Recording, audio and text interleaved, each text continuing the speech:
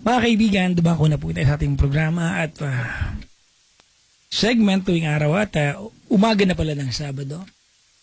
Ang segment na pinamagatang Liham kay Kuya Checo. Checo.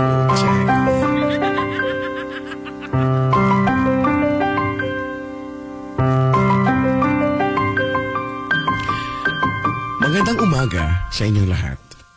At narito na naman tayo sa isa na namang kapanapanabik na liham kay Kuya Checo.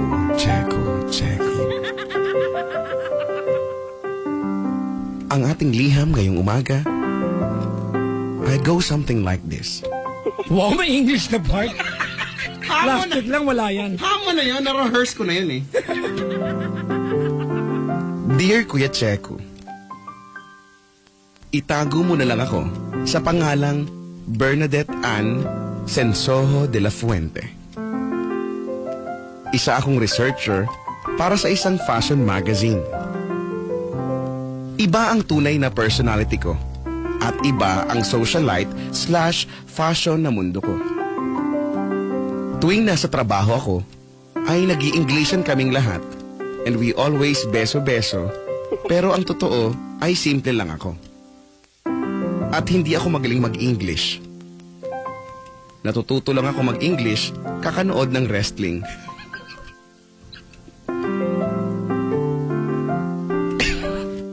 Bakit sa wrestling? Hindi ko English yung wrestling. Di ba English yung wrestling? Di ba? And always back it up! Look, pile driver, di ba? There's a choke slam! Ganon, di ba? Oh, English. Isang gabi, habang nagkakape ako sa isang mall, nakita ko si Carla. Katrabaho ko si Carla at isa siya sa mga sosyal talaga sa office. Typical na sosyal si Carla. Maganda, matangkad, at laging mukhang mahal. At nung nakita ko siya, I was surprised. Hindi ko alam ang gagawin ko. Papansin ko ba siya? Kahit na alam kong makikipag-Englishan sa akin, o iiwasan ko ba siya? Magtatago sana ako sa likod ng kasama ko. Kaya lang, wala naman akong kasama.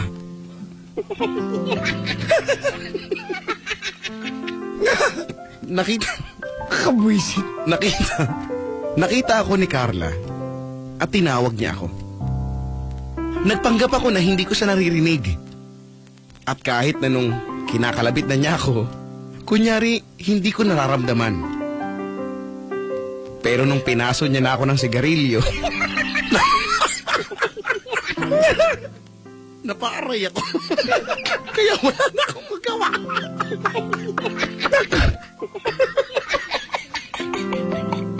Nanakit na. Ayaw mong pansinin na.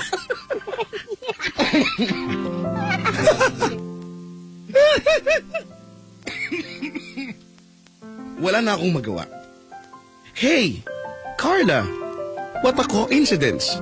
You're here also. Ang bati ko sa kanya. Sabi niya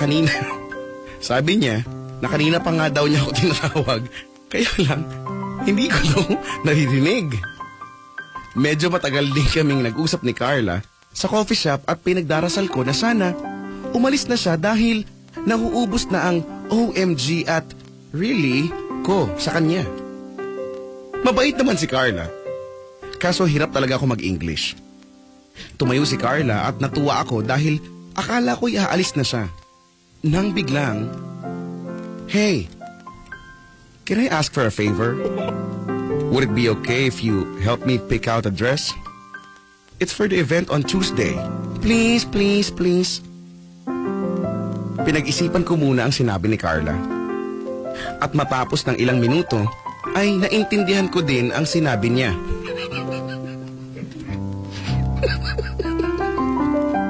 Gusto ko sanang tumanggi. Kaya lang, mas mahaba pa ang sasabihin ko. Kaya sabi ko na lang, "Sure." Akala ko ay lilipas ang oras na mabubugnot ako, pero hindi ko na malayan na nag-i-enjoy din akong kasama si Carla. At natuwa naman ako nung sabihin ni Carla na ililibre daw niya ako ng dress dahil sinamahan ko siya. kahit nahirap ako mag-English at halos kalahati ng lahat ng sinasabi ni Carla ay hindi ko naiintindihan. Nag-enjoy talaga ako dahil mahilig ako mag-shopping. Okay na sana ang lahat. Pero ang mga sumunod na pangyayari ay hindi ko inaasahan. Pumasok kami ni Carla sa isang posh na tindahan. Posh, ibig sabihin mayaman. Oo. Alta sa syudad. Magaganda ang dresses at pareho kaming nagsukat ng damit. Nakakita si Carla ng gusto niyang dress. At sabi niya ay pumili daw ako ng gusto ko dahil ililibre nga daw niya ako. Yung huling dress na sinukat ko ang pinaka nagustuhan ko, Kuya Chico. Lumabas ako ng dressing room at pinakita kay Carla ang suot ko. Sabi niya, "Oh, that's so pretty. I like that stitching on the strap on the left hem." Hindi ko masyadong naintindihan. Pero dahil may pretty, yung sinabi niya ay natuwa na ako. Pero, nang sabihin niyang, "Turn clockwise so we can appreciate the stitching design," nayanig ang mundo ko. Alam ko na ang turn ay umikot. Pero ano yung clockwise?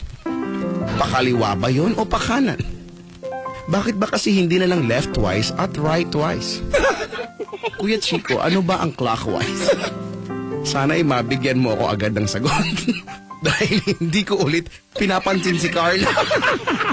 At hindi ko alam kung hanggang kailan ko kayang tiisin ang paso ng sige.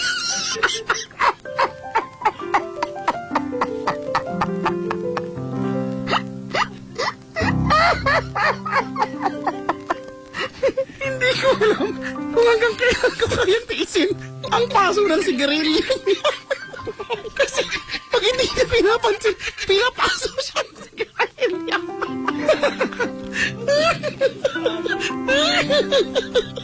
Lubos na gumagalang. Bernadette Han Sensoho de la Fuente. Yan po ang sulat. Ang liham kay Kuya Checo. Nananakit ka. Hindi pinapansin. Kasi nga eh. Ha? Naubo na ako. Ikaw ba ganon? Pag hindi ka pinapansin, papasuin mo na si Karina. Lalightarin mo yung siko, ganon. Hindi ako makatawa. Sobrang sorry nang ina ako. Pasensya. Nakakainis na i-imagine ko kasi. Malihina ako.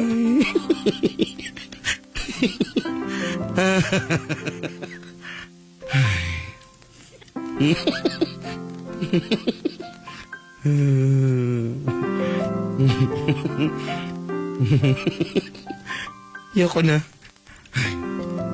Pinawisan tuloy ako dito. Sabi, in fairness, pwede mag-yosi sa loob ng posh shop. Sabi ni Jay Ryan. Hindi mo nag-iossi. Bit-bit lang para mamaso ng kapwa. Bit-bit lang niya. Para pag hindi siya pinansin. Pag hindi siya pinansin, ni Bernadette papasuin. Nakakairita. Kawawa naman. Ginawang ashtray si... Ginawang ashtray daw ni Carol. Payuhan mo na. Mahirap talaga, Bernadette, ang magkaroon ng ganyang kasama. Pero sabi nga nila, life must go on. Tiwala lang at puso lang. Wala ka dugtong-dugtong, Brad. Hindi na ginawa. Ano ka ba? Nag-advise nga ako eh. Gulang-gulang mo. Paano naman naging kadugtong yan ang pagpaso na sa galing?